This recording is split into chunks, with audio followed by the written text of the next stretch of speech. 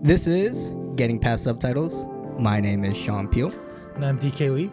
And welcome to our Buddy Cop series. Yes. We're back on track because I remember the last week somebody picked a movie that... a great one.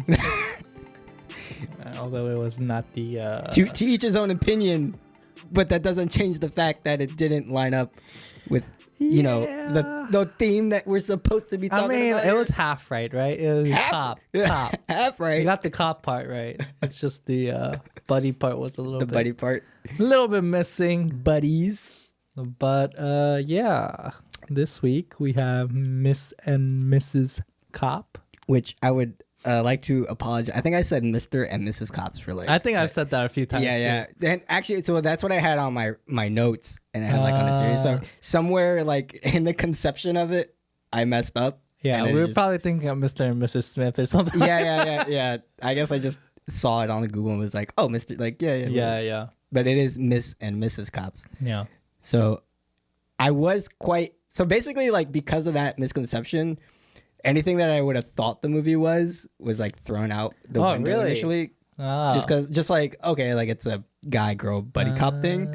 But then saying that it was like Miss, like it being... So you just had no idea what... Yeah. I mean, I didn't know what the movie was initially about, but like in my mind... Weren't you the one that picked this one? I think so. Right? Yeah. Oh, you didn't even watch the trailer for it? No. No. I think I was just looking up for like, what fell in line. And I was like, oh, this is an easy one, right? Yeah. But I think the English name is like Girl Cops or something like that. It's listed as Miss and Mrs. Cops everywhere. Yeah. Oh, you mean like the literal translation? No. I mean just like I've seen like some of the title things and it said that, but same thing. Well, I think Miss and Mrs. Cop is more literal to the actual. Oh, okay. Actual title, I think. It's a good title though. It works. This is a fairly new movie, which is why it's my pick. Mm-hmm. Directed by Jung Da-won. And have you never heard about this movie beforehand? No, I did. I've heard about it. Never watched it though. Until now. So. Gotcha. Yeah, I didn't really know much of anything. It seems like classic like blockbuster fare sort of deal. Yeah. Yeah. With like the spin of like it's an all-female like cast, like it kind of caters to that sort of thing. And yeah, I mean, like I said, I was initially watching it, I was like, oh, it's this kind of movie. I didn't really know what to get into. And it seemed to be like really fun, but honestly, the movie fell flat for me. Yeah, it definitely didn't really hold up impression-wise. Yeah, I pretty much lost interest, I would say, like midway through. Yeah. Mainly like a lot of the scenes that take place in the office, like the public service center stuff was kind of boring. And then, I don't know, just the plot and everything. Like, I feel overall, my impression after watching it was like everything that it tried to do, like comedy, drama, like every sort of like beat per se, just fell flat. I think it's interesting since we watched Midnight Runners and the plot is kind of similar, right? Sure. It's basically the same in terms of like catching the bad guys who are like sex trafficking or whatever and stuff like that. So it's very similar in that respect, and it's kind of it's similar also because obviously it's a buddy cop and there's these two main characters who have kind of their different like personalities and different things, but they kind of come together to solve this crime, right? Or solve this crime. And it's I kind of agree with you in the sense that like it kind of fell apart. Mainly I think it's mainly the way that they did the comedy bits in one way, and that's the thing that I kind of wanted to like talk about, because it's like Midnight Runners also has that comedy aspect to it as well. And so like kind of seeing what worked really well and what kind of didn't work as well, and kind of seeing why in between those two will be kind of interesting to like discuss. Yeah. And so maybe we could talk about that. But before that, you want to kind of like let us know like what's the movie's about and Yeah. I mean, it's very simple. It's pretty simple, story, but yeah, like I said, it is kind of similar to Midnight Runners. I mean, there are some differences. So we have Mi Young, who is a very like hardcore detective in her formative years, right?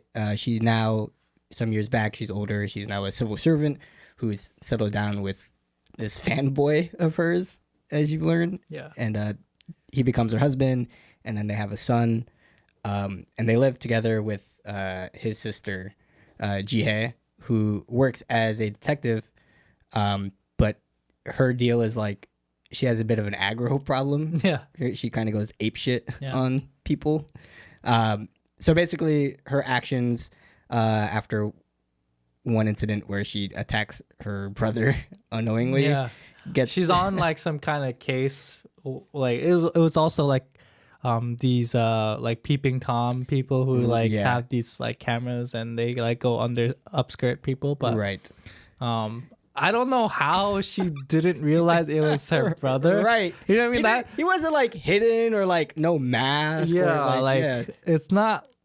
Yeah, those kind of things was kind of confusing for me. Yeah, I was confused because I assumed that she was the sister of that guy because of like I just assumed like when they were younger, like there's the little sister and he was the brother. Mm-hmm. So I was just assuming, they're gonna be like brother and sister. So like when that scene came and like I saw him like talking on the phone and she was there like about to like smack him, I'm like, wait, how did you? Are they not brothers and sisters? Like, do they not know each other? Right. And obviously they were kind of trying to play for that, but it's like it just didn't really. It's so not realistic that you're just kind of. It's literally the biggest coincidence that there could have. Yeah, but even if it was a coincidence, I don't think you would throw the garbage can when you see the face. Yeah, right? Yeah. That's the kind of thing I was just like, okay, that's kind of. I mean, for my case, like I was kind of hard to follow, particularly for Ji-hae and her brother. Like, okay, like I knew in the flashback stuff that there's like this fanboy that she marries and things, but then it like cuts to the present, she's like a civil servant. So then when it went to Ji-hae, like she's older and she's a detective, like I thought this was a totally different character. Mm-hmm. Like I knew like, oh, okay, this is the buddy to it, you know? Yeah. But I didn't link that this was that younger girl. Yeah. And I didn't know that guy was her husband. Mm-hmm. So when it all like oh, shocker coincidence, it just I don't know, it didn't really. I was more confused than twist element. Like, why is this happening? Yeah, because then she comes, because they, then they go back to the precinct and like whatever, and the wife comes and she's like, "How can you hurt your own brother?" And I was like, "What? Yeah, huh?" And then you're like, "Oh, yeah." It's not until like they're eating dinner at the table that I was like, "Oh, not okay." You forgot the subtitle where it said like 10 years later or whatever. But it said like a few years later. Yeah. But it just didn't. It was more confusing and like, than twisty and shocking or funny at all. So, but we digress. So that happened, and that puts Ji-hae in suspension for her actions, and basically she ends up partnered with Mi Young in the civil service center, and basically like. They're like in-laws that don't like each other, you can say, right? And they don't like work together very well. So after like they're working together, there's this woman that comes into the center who wants to report like a crime, but all she does is leave her cell phone and rushes out of the building after spotting some men. It's all very like suspicious, right? To her demise though, she gets hit by a car after they try to approach her. And it leaves like Mi Young and Ji-hae like unsure what she was even trying to report. All they have is a cell phone that she left behind, essentially. So there's like a third person who works with Mi Young at the Silver Star. She's like a computer wizard kind of character, right? Jung Mi is her name. She basically helps them get access into the phone by like breaking into it, and they discover that the lady is a victim of these like being sexually exploited through like a video that's going to be released into the internet, right? But it won't be released until there's like 30,000 likes on the post first. So it's kind of like a ticking time bomb scenario. So the two investigate the case themselves after, they try to seek help through like, proper means, but the system lets them down, right? Like very sort of typical. So they take the case into their own hands, sort of setting aside their differences, right? And so like along the way, they discover like that it's all part of like drug schemes and like this a whole like criminal organization after it. And eventually they track them down, but then they get caught and then like they almost lose their lives and they barely, then they come out, alive. And then it kind of ends in like this big set piece where it turns out that everybody in the civil servant office are like ex-detectives, like very hard-boiled like cops, they're all part of like, because it's like this, like the female like regiment sort of thing. But like now they're all like old and retired and they just kind of do like office work, so to speak. But now it's like, oh no, we want to help you to like go back to our formative years, sort of deal. The bad guys, yeah. So it turns it's like a mini operation in the civil office, and then they try to help catch the perpetrators essentially. Yeah. And then that's kind of how it happens. It happens like it's not within jurisdiction. It's like all sort of like illegal almost, but then they catch them and it's like all is well. Yeah. So.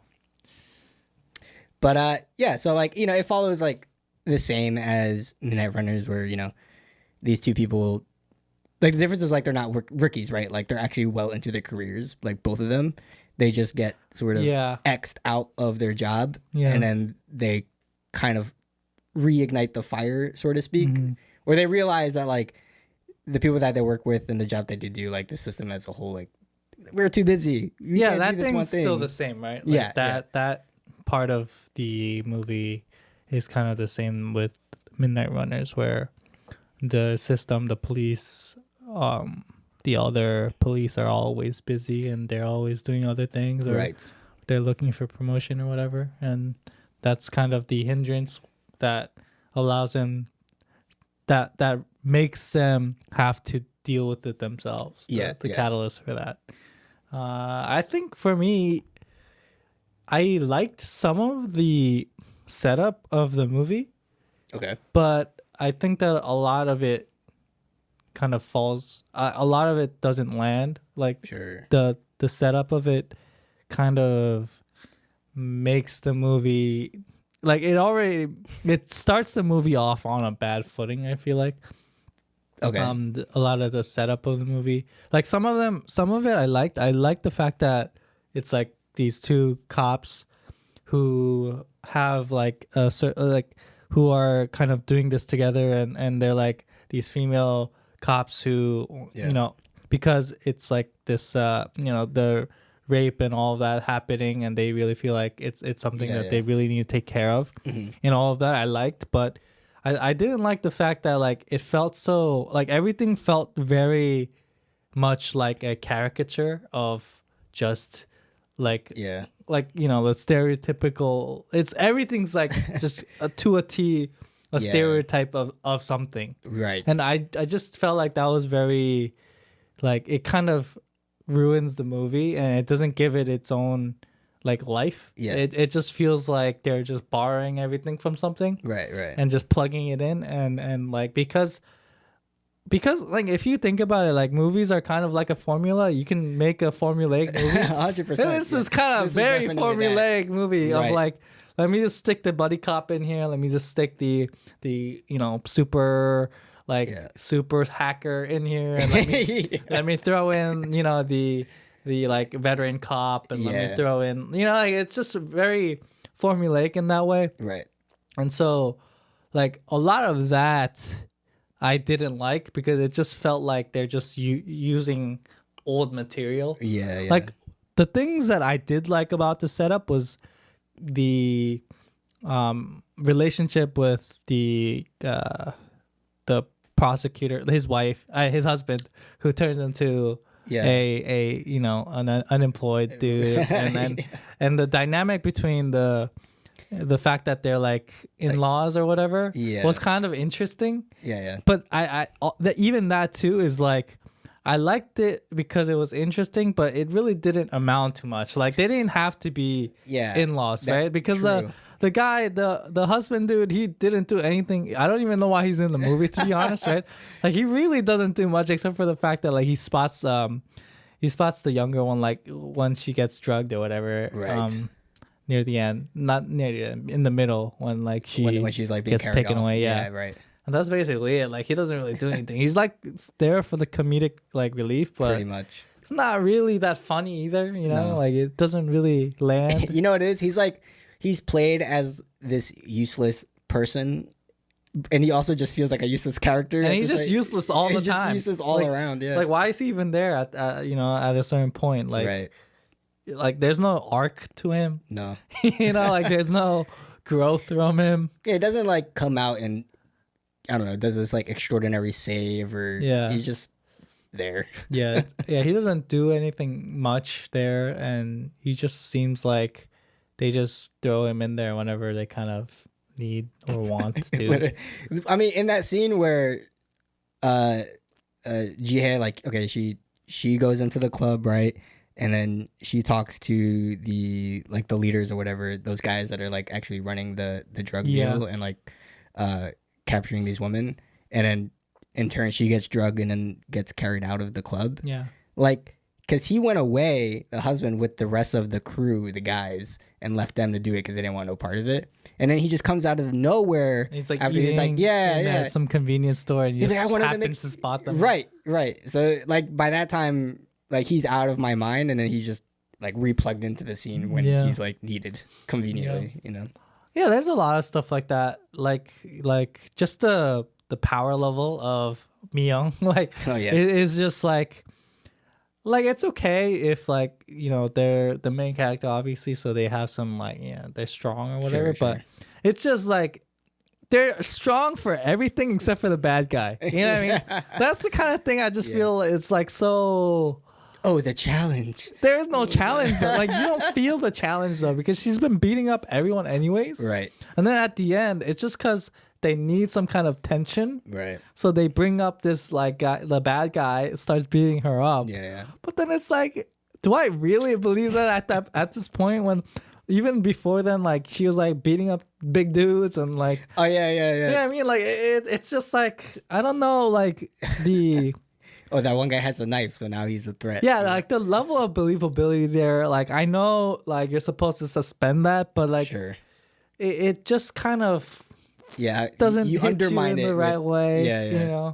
No, I get it. It gets undermined a lot because of all the different scenes where you just make her out to be a really powerful person. Like I would have rather had Ji-hae be the one that gets beat up. Right. And then the older one, Mi-young, comes to save her. Would it kind of would have, made it feel more. It makes more sense. Yeah, more in line with what they've been doing. Right. It might not make sense like exactly, but yeah.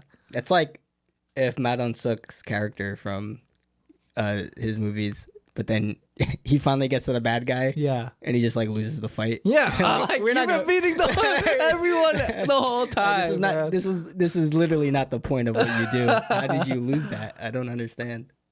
Like if they set up that like she can lose like in the beginning, I think it would have kind of like made it feel more like there would have been more tension there. But she never loses she has never lost. Like you've never seen her lose. Where they messed up was like because they try to play, she's like old and kind of coming out of retirement sort of thing, and she kind of regains like that fighting spirit and like that physicality of her as the movie goes. She's like, oh yeah, I still got it, and then it gets to a point where like she has it, and then you buy into it. There's never like. She never wobbles. It's just like, boom, I'm back to being like a kick-ass cop detective again, and I don't lose fights. Like, if they played more into, like, the fact that she is aged and, like, I can't do this. Like, I'm not as springy as I was as a youth. That would have been more interesting. Right. I think that would have been a cool dynamic, too, then, like, where Mi-young feels like she is the old self, and she tries to do all these things, and she kind of can't, and that's where Ji-hae kind of fills in that role of like like you can't do it anymore because you're old. Because you're old, but like I'm new, I'm fresh. You know what I mean? And I can kind of, you know. But see, like I think that's a big lacking issue in this movie too. It's because they don't have any weaknesses. In one sense, and there's no like. Now that I think about it, there's no like competition between the two where it feels like they always butt heads. Like they're not as buddy compared to like Midnight Runners. Like they were best friends from the get go, and they work like as one brain on like a left and right. Right, but they had different like specialties. Yeah. It was like brains and bronze, and like it's the same thing here. Like Mi Young is the bronze, and Ji-hye is like kind of brains. Not really though. but let's go. Let's go with that. Yeah, in like what you'll give them, right? But like their characters, like their in-laws that don't really like each other, like they're always butting heads, but like there's never like a competition going on between them. Like I could see there would have been a really better dynamic between them if there was that like, oh, I was like, you know, super physical in my formative years, but like I struggled to like keep, like I'm not as useful as I was, and Ji-hye like shows her up in that aspect. So there's always like a banter between them. Yeah, like in that way. Tension there, like that kind of push and pull there. It would be more like a Rush Hour kind of movie with like Jackie Chan and Chris Tucker. Like they're always kind of butting heads, and like they're one is one upping the other one in a different way. Yeah, like that would have worked here, but there isn't that, and so even I think in the relationship, it's like I don't know, like there wasn't really much, to be honest. Like exactly, like you said earlier. I like the premise of it, right? But it's just like I don't think they're able to, that setup. They don't really flesh it out in a way that is compelling, right? To push the narrative forward and the character development forward.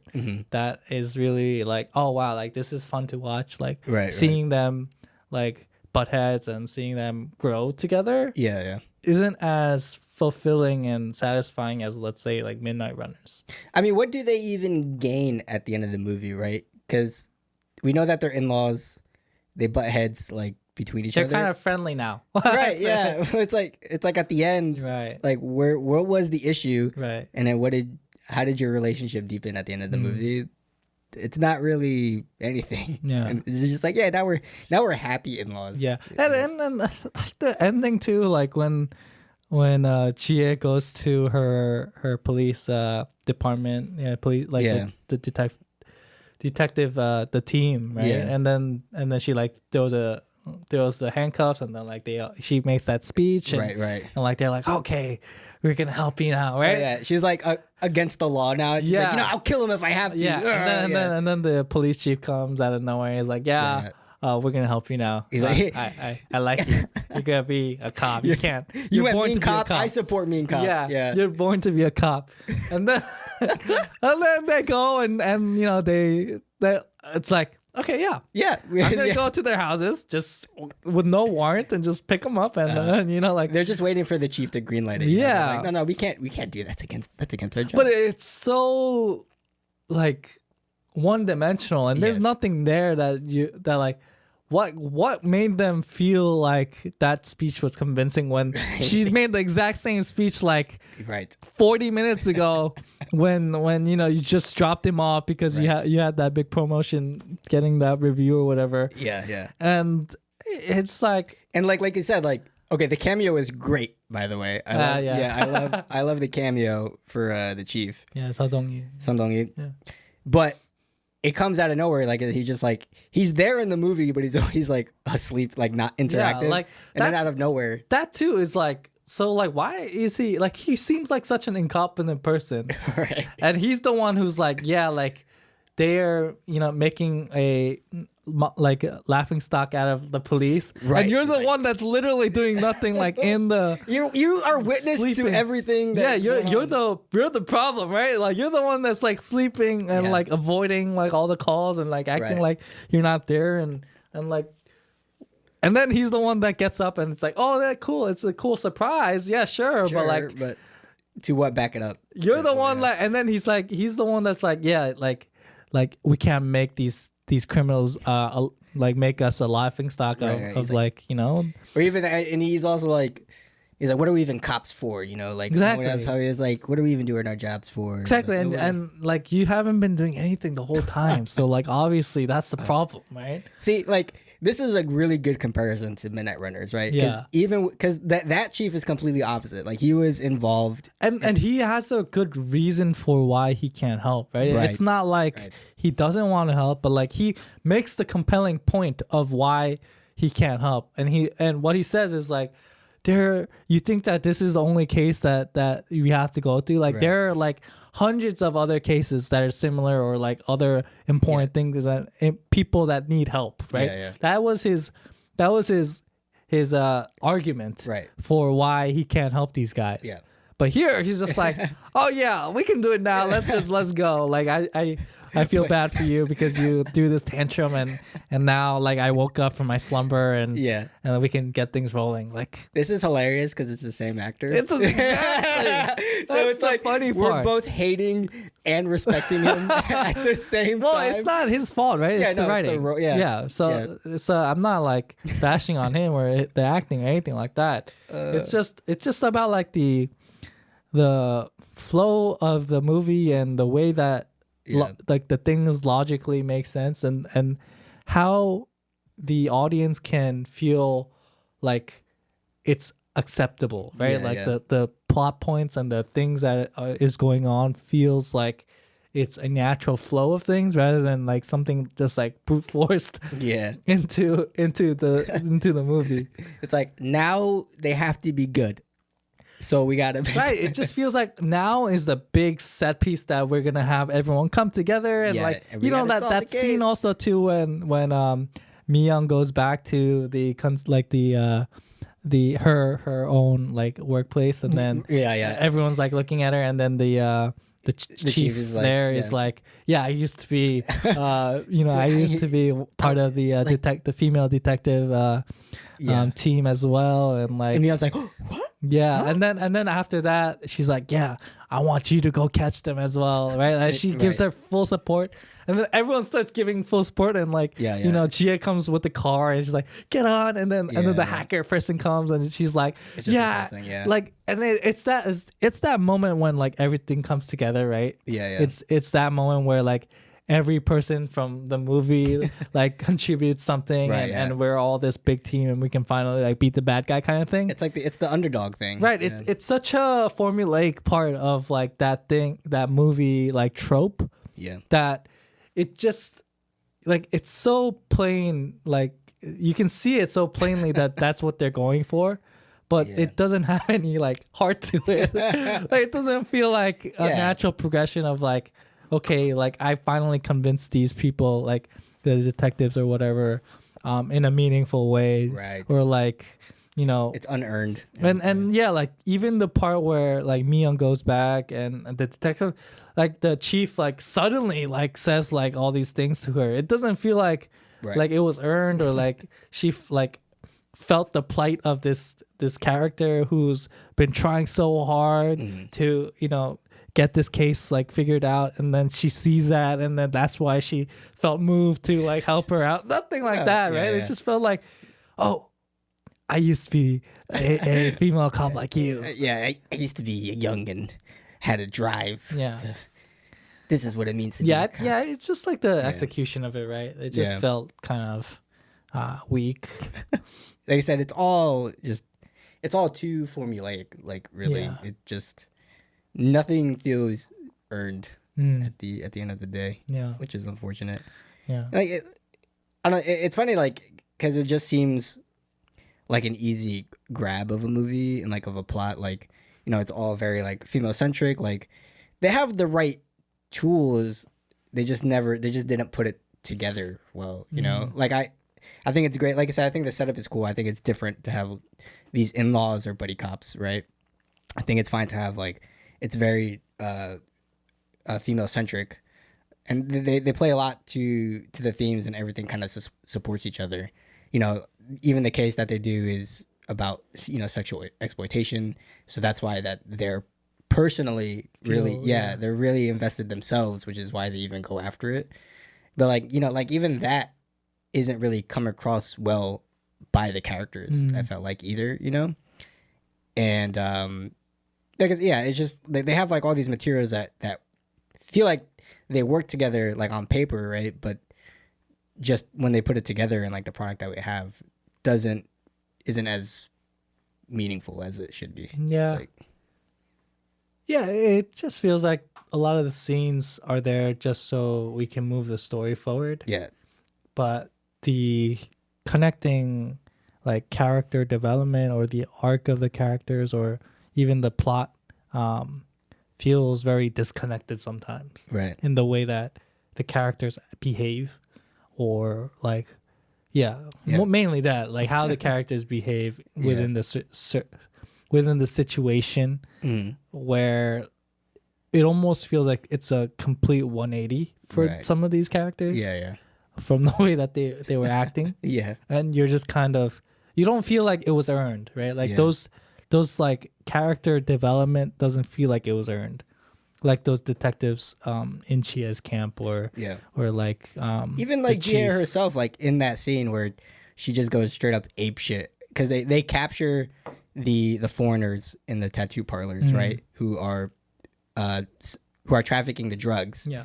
So they apprehend them and they get them to the precinct and they're all being held captive and they're held captive for like a while. Yeah. And then they revisit the precinct after, I think this is after they escape, right? And then Jihye just like completely like it's a complete 180 in her character because now she's like super intense. She's like, the whole tone goes really dark sort of in that moment. She's like, now I'm just gonna go above the law and I'm gonna take matters in my own hands and like, you know, if nothing's gonna happen to these guys, and I might as well just kill them right here, right now, right? But like you said, that just happens like out of the blue. Like it doesn't really feel earned. It's just 180, and there's just no natural progression to it. You know, like what really pushed you to the brink to get there? Right. You know, if not to move the plot along. Like it's interesting because like in Midnight Runners, you see that moment where like they tried to help them out, and then they failed, right?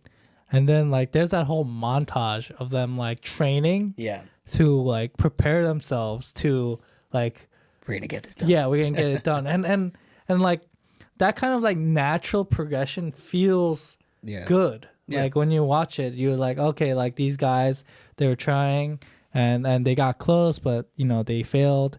And like even the cops, the upper management are like, you can't do this anymore. So like they're like, okay, so we're gonna stay at school, but we can't just be like lazy and be fooling around in school. So we're gonna like you know, we're gonna work out and we're gonna make sure we're prepared for the day that we can actually you know, get that done.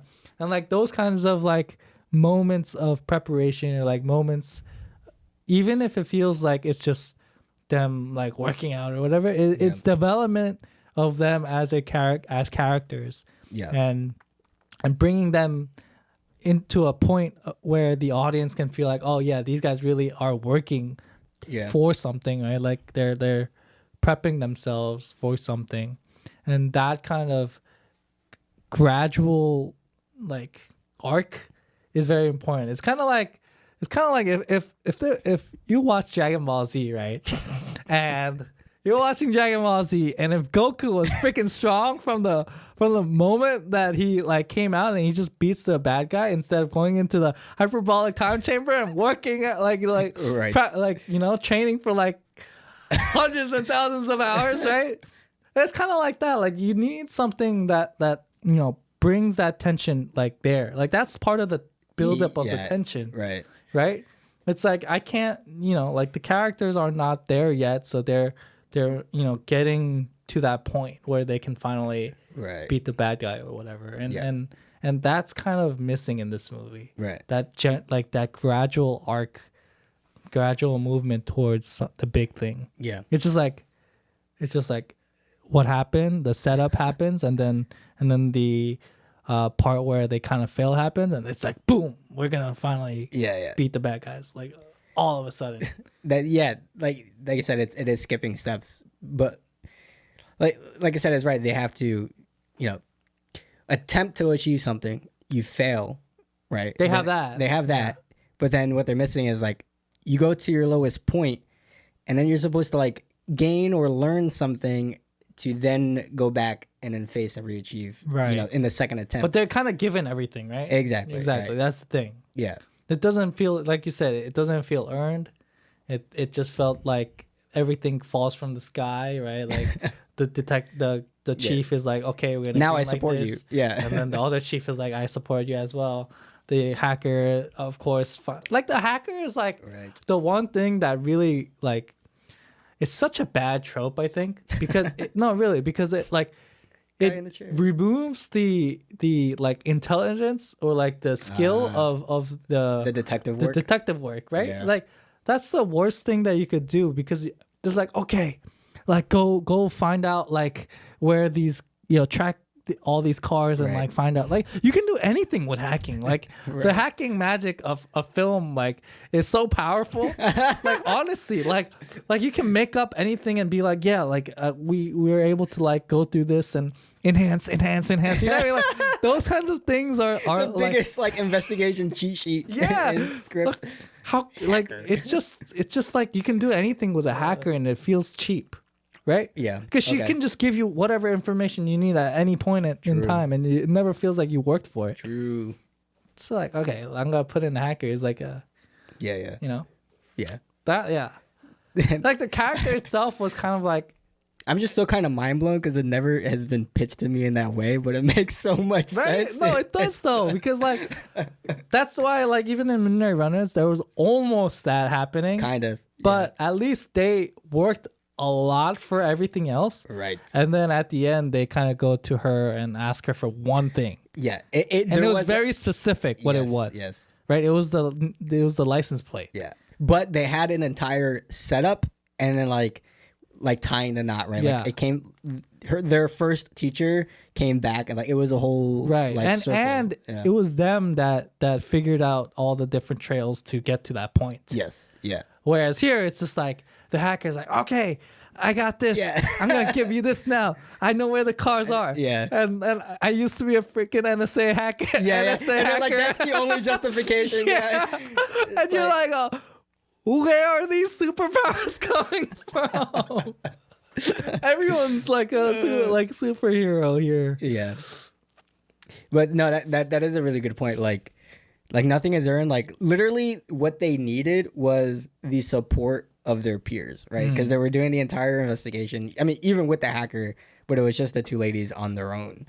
And then like they could only get so far. Yeah. And then once they were like so close and then shit hit the fan and they almost died for it. Right. Then Ji-hae's squad is like, yeah, we'll back you up. And Mi Young's all her peers are like, yeah, we'll back you up. And the thing then is, you don't even know them well enough to care that they're helping. Yes, right? Exactly. It's like, who are you to help us now? Like, it just feels like that. That's why they try to do like.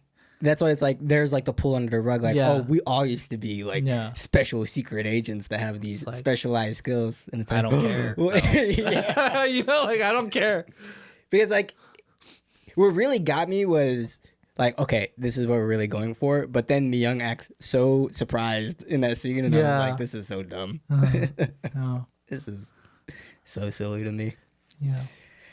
But, I mean, I wanted to segue and then I lost my segue in the middle of the conversation to go into comedy. Because I think, like, in conjunction with what this missing is just, like, flow.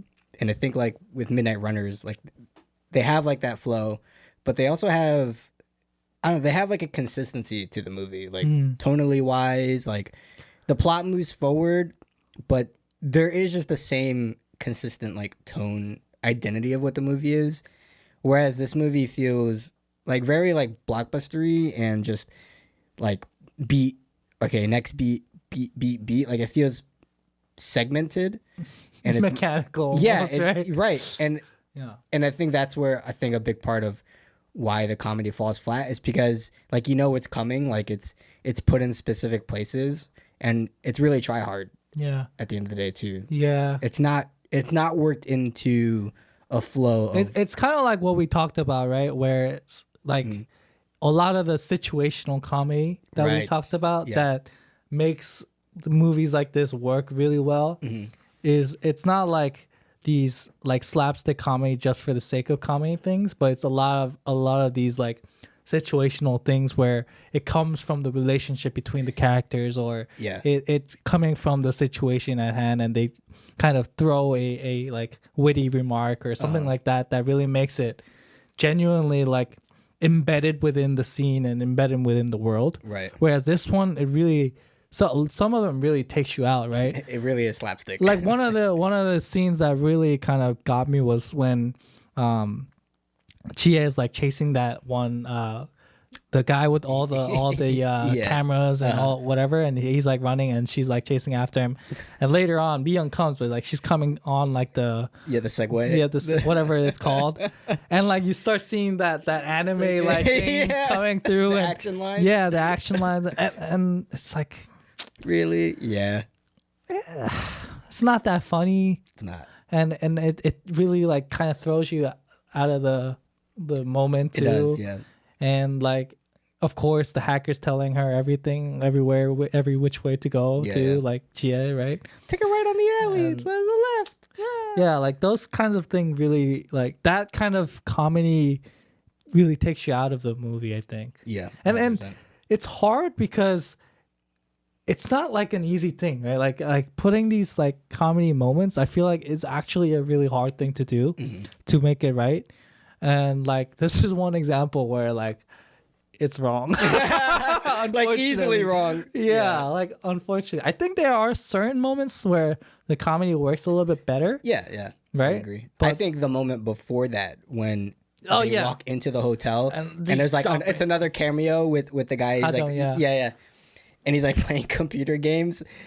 And he's like, do a lot of people like sketchy people come in? And he's like, yeah, there's peeps all the time. Yeah. You know? And he's like, they have cameras. He's like, now buttons can be cameras. And then the guy's like dropping all this stuff. Pens can be cameras. Like he's dropping he keeps dropping stuff. Back then, we only used to use mirrors to like upscale people. He drops a mirror. Yeah. Like that's funny, right? That's funny, and it's also part of the story, right? It's moving the story forward, and it's also like it's embedded within the situation. Right, yeah. And it feels not forced. Sure.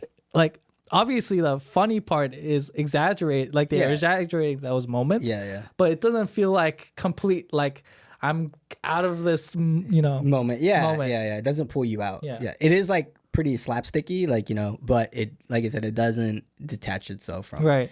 And that's a very nuanced thing though, right? Like that a little bit more can go overboard. Right. Like that segue thing. Yeah. Because then they try to, because it's really, I think it's the cutting, right? Because now they try to do like comic book style, and they're doing all this like paneling through the scene, and it's like now I'm watching something different than what I was a minute ago, right? Yeah. And that's, now I'm over the line, essentially. Yeah. And like, I don't know. Are there any, what comedy moments worked for you in the movie? I think what you talked about, the spy cam stuff, like that really good. Worked well. I might have to think about it. He's like, damn, this is hard. I mean, I like the part where like, she they're trying to get into the club, and like she, like the younger one obviously just goes through, and then the young's kind of like, oh, why can't I go through? And she tries to like argue with the guy. Yeah. It wasn't like necessarily like laughter funny, but like I appreciate the kind of like just natural comedic situation of it. Sure, yeah. Like things like that. I hated everything with the husband. It just felt like he was like, why is he there, kind of thing. I hate that guy. Yeah, I'm trying to think too. Honestly, that might be just the moment. Not wrong. It's not easy. Everything, because like I literally have like points of like things that I didn't like, that didn't work for me. Like I don't know if I could say the same about that part in the line, and she goes through and then she's like, why is it because I'm 30 years old, like whatever, and then she goes like fucks off somewhere else and is like eating from a stand. I didn't like after that, like she gets to the kids and she's like, I didn't like that either. Yeah, that like, part was bad. The helium thing, like that's another like try hard moment, right? I didn't realize they call the supervisor in the civil servant over there, her nickname is Butt Plug. I don't know why. I don't think that's the translation in Korean, unless I don't understand what that word is. That's what the subtitles read. Yeah, that was weird. That was another, like every scene with her felt like it was trying to go for comedy as well. Oh yeah, and like sure. none of that ever worked for me. Yeah. In The Office. And it just she just felt like a big caricature of some character. Yeah, you know? just like the evil boss. Yeah, she doesn't feel like a I don't know, like a genuine like, because like, you know, at the end when she like confesses to Mio, exactly, you don't really get that like, oh, I see. Yeah, I exactly. I feel you kind of thing. Like she was like a comedic piece the whole time, and then she all of a sudden goes there. Right. It just doesn't feel like you had zero envy for these people. There's no reason for you to even like her, right? Right. Because she was already like a character of scorn and spite. Like you don't like that person because that person is being mean to your main characters, right? Yeah. There's never a moment where you kind of feel like, oh, maybe she's not that bad, right? It's always that she's some bad person, and you never get the idea that she might be understanding of anything, right? They just like always talk shit about her. Yeah. So you never feel like she can be a character that you can, you know, get around to. Yeah. But then at the end, you're kind of made to like her. Maybe not even like, but like understand her. Right. And you're just like, no. You're just giving me words at that point. Like you're just giving me like these dialogue plot points of like backstory of this character I don't even care about. Here's exposition that matters. Yeah. That works well with the ending. So yeah, like that's probably like the big thing, right? Yeah. That whole bit of them coming, like the whole like departments coming together, felt like a huge expositional dump. Yes. Like it's like, yeah, I used to be, you know, a detective back then as well, and like the chief detective coming back and like them being like, oh yeah, like I can finally like we're not gonna like go for all the promotional stuff and actually finally help you, and like it just kind of feels like all this like expositional thing to like get all the pieces together to make sure we can do this thing. Right. Yeah. It's like it's just bringing it for like the final hoorah, but it's never. It's just not earned. It just doesn't work in delivery. There's so many other things. I mean, there's just like I remember. What about like the tattoo shop stuff? Yep, all that, all of that. Yeah, I think we talked about this before too. Bringing like foreigners, specifically like Americans or just like English language into the movie. Like the actors are always like they just feel like extras. Like nothing works. I think. Interesting enough, I was more pleased by the actors here. Like the delivery of lines was good. I recognize one who also he speaks Korean as well. I guess he's got dual citizenship or something. So like they were good. It was just the writing was so fucking bad. Yeah, like, the writing was bad. Koreans can't write English like dialogue for life, I feel. But I feel like they took it well into their own hands, which is why the actors did well. Yeah, right? yeah. The actors did well. I just think that also it's not necessarily like just the dialogue that kind of ruins it. It's the way that like they don't feel like they're part of that scene like that. That they don't feel like they're living there kind of thing. Yeah, like they don't feel like they're part of the world in that way, like really rooted. Right. And how do you do that really? That's the job of the director and the writers, right? Obviously, but we're just the critics. Yeah. So if I were to make a movie, then we'll have to figure that out one day. How do I give a foreigner feel like a citizen? One thing is like they feel like they're like also comedic bits too. Yeah, and that's like the problem for me. Right. I think it's fine because I think in this movie it's an exception. Like they're supposed to feel foreign, right? Like they're not really supposed to belong like into sort of like, you know, Korean society or whatever. Like it's part of this dark world and like, oh, now you have foreign. It's supposed to feel like an alien, an alienated place outside of like the regular world. So that works. And it's just like the scene that it played out in didn't work. Like them trying to do it in comedy. Like I feel like the actors are fine. Like, you know, the delivery of lines is fine.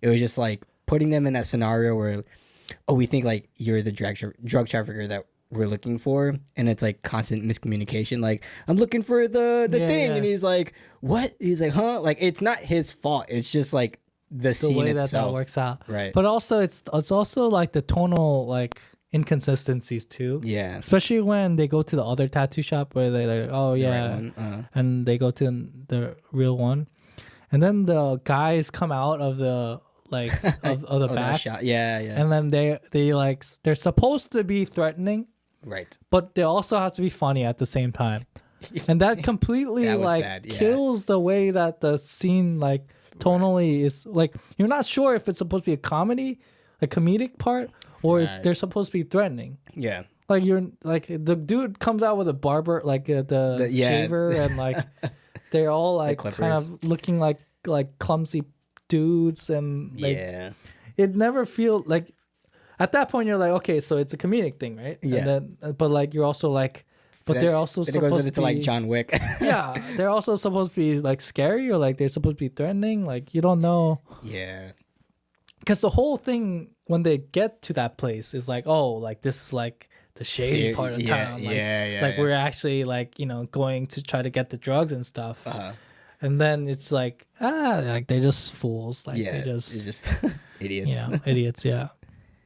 Yeah, that was really bad. There's just not a, like, it just doesn't align well at all. Because like like the characters are supposed to feel like they're threatened, and like they're supposed to feel like they're in danger. Like, that's what the audience has to feel for them. But then you're like, no, it's just a funny bit we have here. Like, it's like, like it's a, you know, the Lost in Translation comedy. And that's the real like hard balance for like, especially a movie that like touches on like these like serious topics. Right. Where like, you need to make that serious topic part serious. Yes. But also, like, I'm trying to incorporate like comedy into it. And that's where I think Midnight Runners did a pretty good job, because like when it is a serious moment, they really like draw it. Like, they don't hold back on the serious part, right? Like, they keep it serious and they make it really serious. And maybe they might throw in like a really situational comedy like at the end, or like very sparsely, but like very like nuanced and what's the word, like tastefully done. Yeah. Whereas here it's like, we're like these like foreigners, like we're gonna hurt you, but we're like doofuses, and we don't really even know how to fight. And we apparently, if it's dark, we just, you know, don't know what to do, anything, right? It's like, because now I'm trying to think of like the serious moments that happen in the movie, and there's only like that moment when she like, you know, gets hit by the car is kind of like the serious moment. Kind of. There's that moment when the mother is like crying for the when in the hospital. Yeah, and then there's that moment when the friend comes. That's kind of serious, right? I know, like when Jihae goes to the club and like she finally spots the guys, and like, you know, she sits at the table with everybody. Like that's kind of it's like the kind of serious, kind of serious. Everything with like the main bad guys is like serious, you know. They're like, oh, now we're gonna get into the scheme of things. I mean, even like, you know, when Jihae loses her shit, is they like go right into that sort of moment. But it's like, but even then, it kind of like the tension is lost when the chief just suddenly comes out. It's like, we care about you. You are born to be a cop. They're like, okay. But all those moments are just so sparse, you know. And I think what the problem is they're immediately undercutted by something else. Right. Like that's what I'm saying. Like the length of the duration of that serious moment is way like more preserved and longer in Midnight Runners, where like they actually like take the time to like nurture that scene. Whereas here it's like a flip of a switch. Like, it's like on a beat. It's like serious moment now.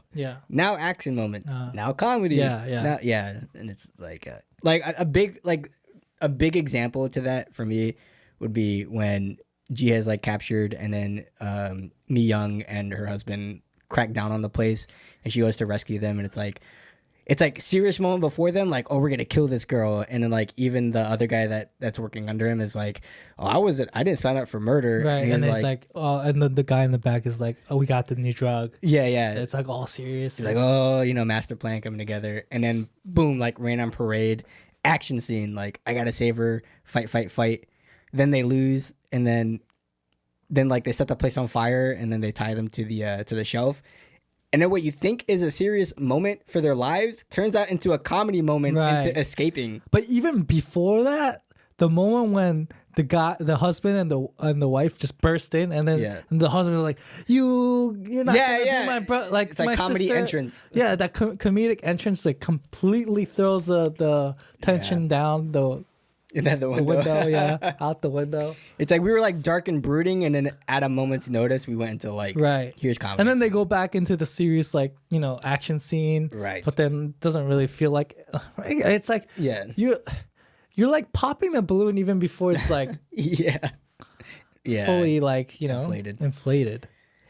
So it's just, that's what I mean. It just like goes from one thing to the next. Like, the moment that comes after just undermines the previous scene all the time. Nothing is like, that's what I think that's what what we mean when like it's not earned. Like it's not, it just doesn't work out. So there's a lot of things like that. Even like in talking about just like technicality, the editing wasn't that great in this movie, in my opinion. There's a lot of scenes that just kind of jump cut around things. I think because a lot of what this movie is like pacing wise supposed to be fast, like one thing after the next, and that they kind of choose pacing over like properly cut scenes and like understanding like the whole situation of things. Right. Like I feel that for like the car chase scene. Where they just throw in like, just like zooms of like cameras like going like between cars and stuff. Yep. But they don't really have any substance to them. Right? Yep. Like you could have done that whole thing with just one like it's for the pacing. Yes. And like I understand that to a point, but like they're not even showing like significant beats of like the car chase. Right. I feel like that way too with every action scene that was in this movie as well. Yeah, like at least like for the roundup when we watched it, and like they have the car chase scene there, right? Yeah. Like the way that they edited that, at least you have an understanding of like point A, point B, like where they're going and what they're trying to do, like the U-turn stuff, and like you have a general understanding in your mind of like what's going on, the whole situation. Here it's like it's just I'm chasing the car and then the car crashes, and like going into this alleyway and then they crash. Like there's no real like understanding of like the whole situation through the cuts or like Exactly. So yeah, I agree with you there. It's just such a big difference. I mean, because I'm thinking about even like Midnight Runners, like Roundup, even like for Veteran, like because like I think Veteran kind of shares a little bit more DNA with this movie in terms of those kind of things. Right, just like being a little more action heavy versus like character heavy, you can say. Like Veteran just does things so much more right compared to this movie, in that regard as well. I was actually thinking of Veteran when we were talking about just a part of like the chief thing, because even like the chief there, even though like he's part of the conspiracy and everything, like he has a better arc and like a better sort of turning around to getting on their side. He's more believable, right? Like the way that he response and the way that he acts and the kind of pressures that you feel like he has. That's kind of preventing him from doing certain things. Because even though like eventually you learn that he's being he's like also kind of in the pockets, he's also being like influenced by, the politics essentially. And he's like, no, you got to stay out of this case. Go search for the gambling grandmas and stuff. After like that cop gets stabbed, it's like now we know like what his priorities are. He's like, no, I care about like my men essentially, right? There's an inciting like incident there that creates the moment where you can feel like he's a believable character when he says that I'm gonna protect my people, right? Right. Whereas here it's just like she just screams at not even at him. No. Right? He's just screaming at the general people there. And then he just pops out of nowhere. He's like, I'm sick of this shit. I like you. It's like, okay. You remind me of me. So it's, like at the end of the day, like all this is just examples of like things that they try to do, but just don't work, or maybe they're just trying to do too much and there's not really an identity for the movie, I guess, It just feels like a cash grab, I think, for me at the end of the day, you know? It's like, oh, we have a cool pitch. And then what they made was like a cash grab of a movie with that pitch. So, unfortunate. Any closing thoughts? Anything you want to add? What did you enjoy watching the movie in any regard, or? I mean, like, for me, I think like in the beginning I was kind of hooked. Like, I'm trying to, you know, pay attention, but it just came to a point like it just was more so ridiculous that I lost interest. You know, I have to watch the movie we're talking about. There's a thing that I don't know who said it, but I kind of agree. Like, there are different like categories of movies, right? Obviously, yeah. Like, there are like this movie, like no offense, but this movie is kind of like a second monitor movie. Where like when I'm on the computer, right, and I'm like doing something, I can just leave it on, like just to like listen to it and kind of like have it in the background. It's like a background movie. Agreed. Yeah. You know what I mean? Like, while I'm doing something, like, I can kind of like, I want something there, kind of, you know, like, I need like, it's like white noise. Yeah. Right? That's kind of like what I feel about this movie is like watching it like through, like, in one sense, like, it's not the worst movie, right? It's not like it's not like a horrible movie, right? And like it's passable in sense like you can watch it and it's I not can gonna see people enjoying the movie, right? You maybe can not enjoy me, the movie, but yeah. Right, you can completely enjoy the movie. It's just I don't think like it's as like compelling of a movie where like I really like start to care about these characters, or like the moments like really like pop out to me, and or like even the comedy is like funny, right. So I think that's the difference, right? For me, I used to be a thing that I had where it's like there are two kinds of movies. There's like movies with substance and movies without substance.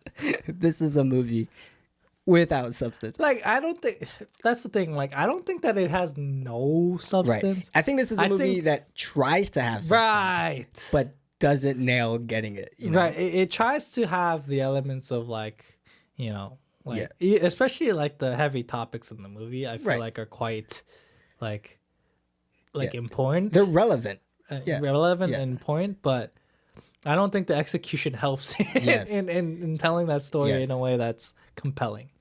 I think that's my biggest point is like when I said that there's so much good material in this movie, like it has the ingredients there. It's just not made right. Like, simply put, Midnight Runners just did it better. Pretty much. In terms of like, you know, the topic of, you know. Right. Well, I mean, like Midnight Runners, I think more has a commentary on just like the system itself, you know, like, because you have these new guys that are aspiring to be cops, and then what they're aspiring to be lets them down essentially. Well, even just I'm talking about like the crime, right? Like, I'm talking about that part, that aspect of it, where it's like the sex crimes and like human trafficking and all of that kind of stuff, right? That it deals with, that kind of material it deals with. It does a better job of like bringing that like.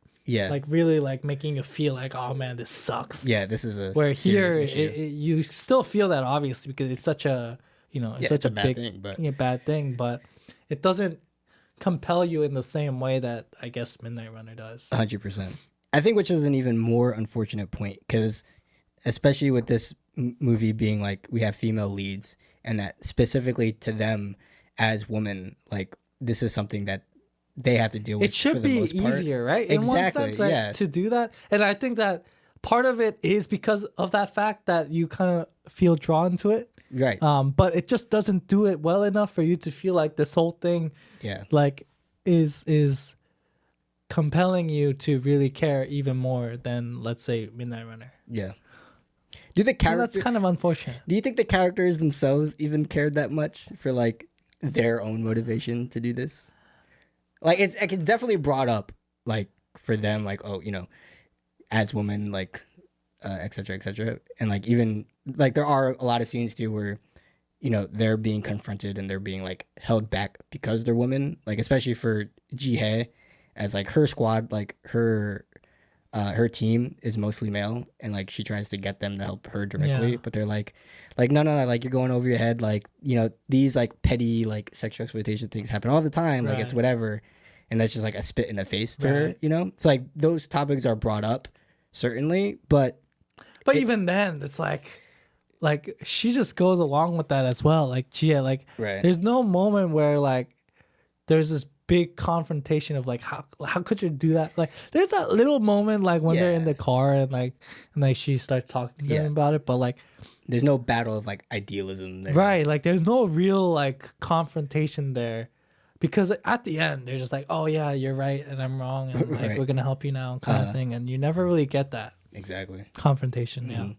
And I just felt like personally, even for them, like even though it feels like that should be like the biggest or like main motivation for them to even do this without jurisdiction, like risk their lives doing that, they never keep it that close to themselves.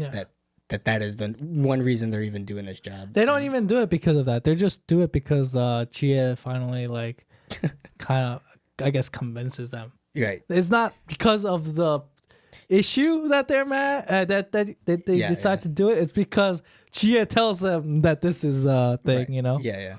So it's I don't know. It's just missed opportunities everywhere. Yeah, like the motivation of those detectives really feel like it's just out of the gutter. Like even like, because like the things that they say to her too, right? Where it's like when they're like trying to get the promotion and they're like, why don't you think about the team? Yeah. Like we gotta like, get the good reviews for whatever. Like, I don't even know what they're like really saying. Sure. But then like, Gia's like, how could you like not care for like these like innocent people who are like, getting, tortured and getting, but like, it never really feels like they're talking to each other. Right. It seems like they're shouting at each other and then just leaving. Right. Yeah. There's no like compelling, like they're actually like really struggling to like understand each other or like get through to each other. Right. It's just like, I'm gonna shout, whoever shouts the loudest kind of wins. Right. And then at the end, Chia shouts the loudest. Get out of my face. Yeah. Stupid coworkers. Yeah. It's a letdown, I guess. So yeah, this movie's going on the bottom of this. Let's hope the next one is good. It's fun to discuss, I think. Yeah. And I think it would not have been as, disappointing if they framed the movie differently. I mean, like the tone of it and the way that they set up things, and because I think they tried to go for like a lot of the Midnight Runner feel to it, like the comedy / like serious thing, right?